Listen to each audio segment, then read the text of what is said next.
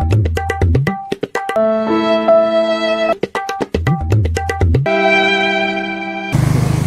রে মৌসুমী,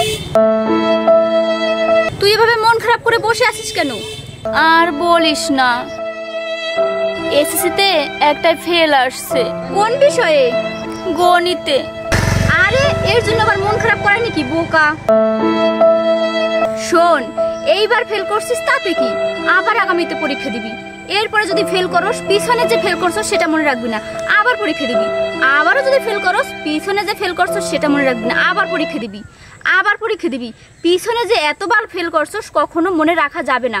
দেখোস না আমাকে দিয়ে, আমি প্রথমবার ফেল করছি, দ্বিতীয়বার ফেল করছি, তাতে কি হয়েছে? আমার আর আইয়ে ভর্তি হওয়া লাগে নাই। আইয়ে ভর্তি হওয়া মানে কি কষ্ট করে পড়াশোনা করা। আমার আর ভর্তি হওয়া লাগে না কষ্ট করে, পড়াশোনা করা লাগে না কষ্ট করে। এরপরে কি করলো, বাবা মামাকে বিয়ে দিয়ে দিল। এখন দেখোস না তো দাদাকে নিয়ে আমি কত সুন্দর সংসার করতেছি, কত ভালো আছি। এর জন্য কষ্ট পেতে নেই, বুঝলি? मुझसे शादी करोगी, मुझसे शादी करोगी।